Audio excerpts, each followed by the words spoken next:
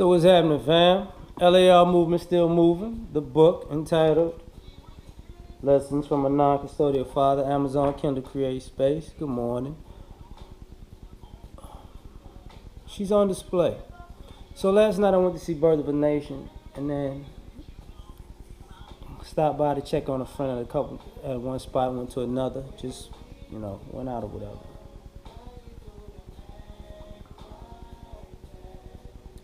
Now, while I was out, I was just looking around because I went out when I was younger. Now I don't do that. Place that used to be a spot, they changed it, turned it into a sports bar, and I hadn't been there in so long. I told the bouncer security coming in, dude, I remember this place was named such and such. He had to laugh like, damn, yeah, you ain't been here in a while. And but looking around at the women,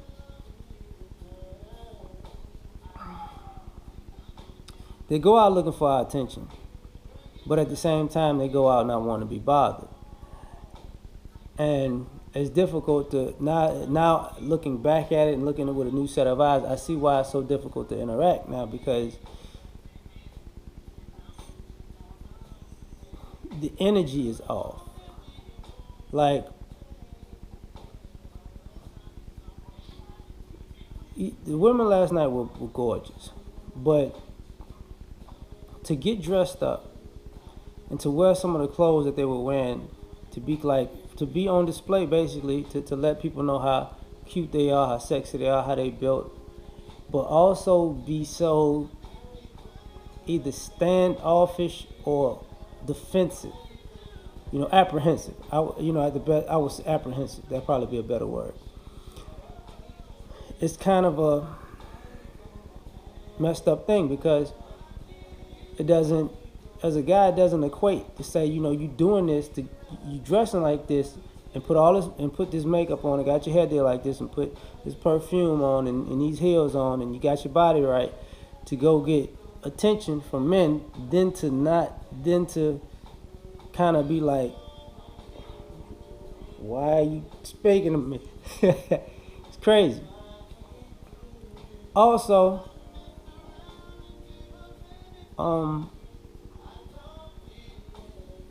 which I would say some women, y'all might not know this because y'all running packs and groups and stuff like this.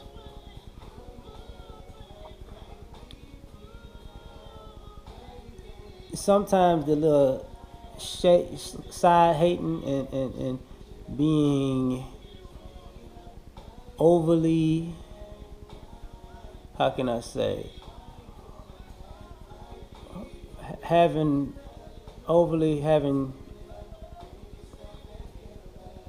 dismissive of guys. When guys pick up on that and they talk to somebody else,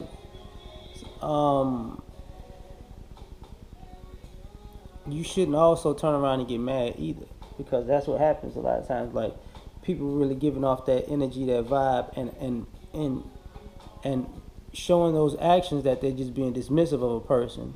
And then when a person is like, okay, well, I'm moving on to the next, it's like, well, why they ain't talking to you?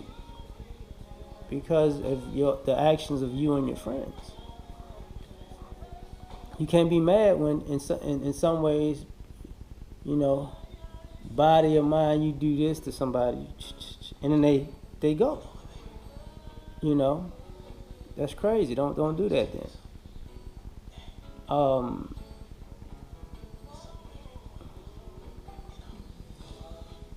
Another thing about that is, ladies, I want you to understand something. If because guys do look at this. When you come in a building with women, it's one thing, but women, when you come into an establishment with men, people peep the kind of men that are coming side by side with these women. And I didn't look at it till recently, but last night it clicked with me. I was like, I get it now, because we judge women on appearance, and we see some of the finest chicks, and we like, why are you with a clown? And not dissing the guy, because the guy is with a beautiful woman. It's, you know, the way the guy acts, the way he carries himself, his demeanor, the way he presents himself to the world. It's like, you with a clown.